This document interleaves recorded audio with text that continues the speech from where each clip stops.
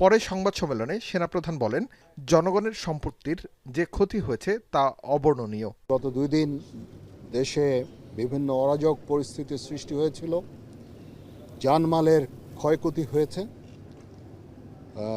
দেশের জনগণের অনেক সম্পত্তি ধ্বংস হয়েছে। তো সেগুলোকে রক্ষা করার জন্য মূলত এবং জনগণের নিরাপত্তা দেওয়ার জন্য আমাদেরকে সেনাবাহিনীকে নিয়োগ দেওয়া হয়েছে। তো আমরা নিয়োগপ্রাপ্ত হয়ে আমরা ডিপ্লয় করেছি। 48 ঘন্টার মধ্যেই আমি মনে করি যে একটা স্বাভাবিক পরিস্থিতি ফেরত এসেছে। এ সময় তিনি জনগণকে আশ্বস্ত করে বলেন, স্বাভাবিক হতে শুরু করেছে দেশের পরিস্থিতি। দেশের পণ্য পরিবহন ব্যবস্থা আস্তে আস্তে স্বাভাবিক হচ্ছে।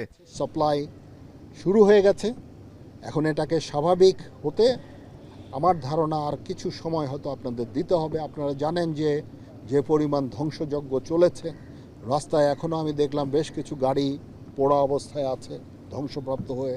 ওগুলোকে পরিষ্কার করতে হবে। পাবলিকের মধ্যে একটু কনফিডেন্স নিয়ে আসতে হবে, যারা গাড়ি চালক একটা স্বস্তি নিয়ে আসতে হবে। অ্যান্ড আমার ধারণা যে কিছু সময় লাগবে, বাট এটা হয়ে যাবে। But lifeline is already established. সকল আইনশৃঙ্খলা বাহিনী ও জনগণকে সাথে নিয়ে দ্রুত সময়ের মধ্যে স্বাভাবিক পরিস্থিতিতে দেশ ফিরিয়ে আনার চেষ্টা চলছে বলেও জানান সেনাপ্রধান। আর